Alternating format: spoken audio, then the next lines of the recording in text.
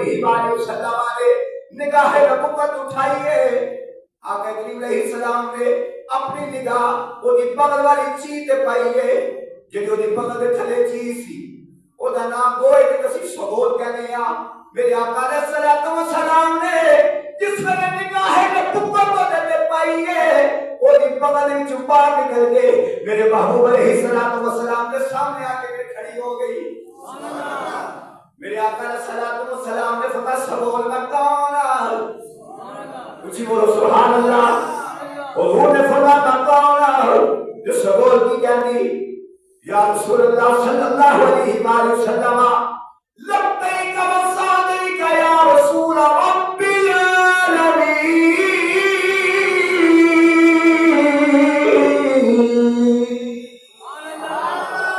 آقا میں گواہی دینی ہوں میں جانوار ہوں. آقا میں جبری درندہ ہوں چیر پھاڑ کرنے والا ہوں. میرے آقا ہوں میں جانور ہو کے اس چیز کی گواہی دے رہی ہوں تسی اللہ دے سچے نبی ہو. تمام جہان والے واسطے تسی رحمت بن کے آئے ہو.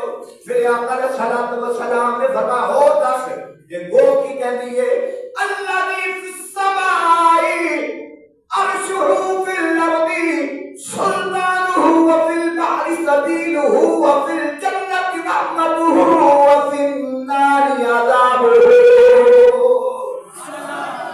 یا رسول اللہ صلی اللہ علیہ وسلم میں اس ذات کی عبادت کرنی ہوں جدا عرش آسمانہ دے وے جدی صدرت یا رسول اللہ صلی اللہ علیہ وسلم زمین و آسمان دے وے.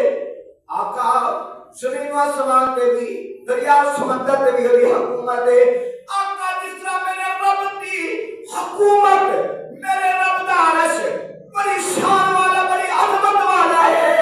آقا میں تھوڑی شان بڑی بلند والا ہے. پھر گھوڑ کی گیا حضرت یا رسول آخری میرا جملہ ہے وہ جملہ کیے کہنے لگی یا رسول اللہ صلی اللہ علیہ وسلم میں جانوروں کے سارے لوگوں میں درخت دینا چاہیے. آقا تسی اللہ نے آخری کے سچے نبی ہو تسی نبیانی نبوت رو ختم کرنے والے ہو. شغول کہہ رہی ہے جانوار مانتا ہے کہ حضور علیہ السلام کی اللہ دے آخری نبی دیتے. آج کل دے پارلیمنٹ میں بیٹھ کے بد کردار بد انصاف بکواس کرن کہ جناب قادیانیوں کو جس طرح جناب مسلمانوں کے حقوق ہیں اسی طرح جناب ان کو حقوق ملنے چاہیے.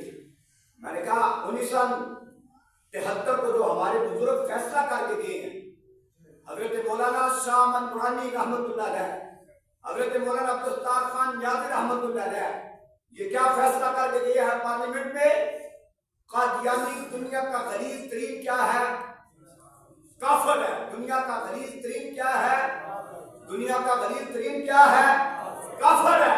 کیونکہ ان کا یہ عقیدہ ہے کہ نبی کے بعد نبی آ سکتا ہے. میں نے کہا جو یہ عقیدہ رکھتا ہے وہ قرآن کا بھی مخالف ہے مصطفیٰ کے فرمان کا بھی مخالف ہے.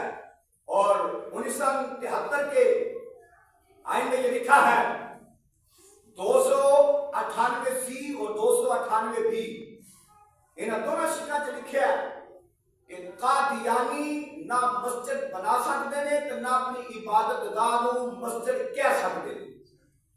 نہ اپنی عبادت گاہ نو مسجد کہہ سکتے ہیں تو نہ مسجد بنا سکتے ہیں. مسجد ہوتی ہے جتھے قرآن دی آیت پڑھی جائے ما کان محمد ابا احد من رجالکم ولکن رسول اللہ وخاتم النبیین. عبادت اوتھے ہوتی ہے جتھے رب دیا قرآن دیا ایک آیت پڑھیا جائے. جتھے رب دی اس آیت کا انکار کیتا جائے تو مسجد نہیں ہوتی وہ مسجد نہیں ہوتی. لہذا 1973 میں ہمارے بزرگ کے فیصلہ کر کے چلے گئے ہیں. اب کوئی ذلی گروزی اس قسم کا بدبخت آ کر کہے کہ جناب نبی کے بعد کوئی نبی آ سکتا ہے نبی کی نبوت میں کوئی فرق نہیں پڑ سکتا تو ہم کہتے ہیں ایک مرتبہ نہیں لاکھوں کروڑوں اربوں کھربوں بار اس بندے پہ لعنت ہے. میرا رب بھی لعنت کرتا ہے رب تعالی کے فرشتے بھی اور تمام کرتے ہیں, لعنت کرتے ہیں. لہذا سب سے پہلی بات جو قرارداد منظور ہوئی, جو مولانا شاہ احمد نورانی رحمۃ اللہ علیہ آپ نے قرارداد منظور کی, وہ کیا کی کہ جو لوگ یہ عقیدہ رکھتے ہیں کہ نبی کریم علیہ الصلوۃ والسلام کے بعد نبی آ جائے تو حضور کی ختم نبوت میں کوئی فرق نہیں پڑتا, تو مولانا نورانی صاحب نے فرمایا ہے ہم یہ فیصلہ کر کے جا رہے ہیں اور تا قیامت یہ فیصلہ رہے گا, جو اس فیصلے کو بدلے گا ہم اس کو بدل کے رکھ دیں گے. اور مولانا نورانی رحمۃ اللہ علیہ نے کیا کہا, فرمایا کہ قادیانی اپنے مذہب کو اسلام بھی نہیں کہہ سکتے, اپنے مذہب کو اسلام بھی نہیں کہہ سکتے. مسلمان تو دور کی بات, مسجد میں عبادت کرنا تو دور کی بات, اپنے آپ کو مسلمان بھی ڈکلیئر نہیں کر سکتے. قادیانی دنیا کا غلیظ ترین کیا ہے, کافر ہے. اور جو ان کو پروٹوکول دیتے ہیں, جو ان کو سہولیات دیتے ہیں, دینی چاہیے, ہر قسم کا حقوق دینا چاہیے, لیکن یاد رکھیں اسی حقوق کے اندر رہ کر اگر پاکستان میں رہیں گے ہم آپ کو رہنے دیں گے. اگر پاکستان میں رہ کر حضور کی ختم نبوت کے ساتھ چھیڑ چھاڑ کی, اور یہ گردنیں ہم نے رسول اللہ کے لیے رکھی ہیں. تاجدار ختم نبوت, تاجدار ختم نبوت, من سب نبیاً من سب نبیاً من سب نبیاً من سب اصحابی.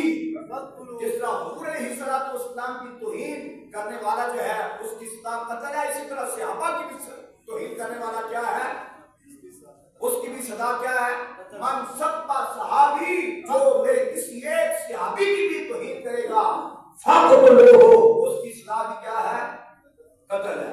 اللہ تعالیٰ ان لوگوں کو ہدایت عطا کرے, جن لوگوں نے ہمارے فیصلے کرنے ہیں, جن لوگوں نے عدل کرنا ہے, انصاف کرنا ہے, وہی لوگ جناب بے انصافی کی طرف چل پڑے ہیں. اللہ تعالیٰ یہ چیف صاحب کو ہدایت دے, جس طرح جناب یہ ختم نبوت کے ساتھ چھیڑ چھاڑ کر رہا ہے.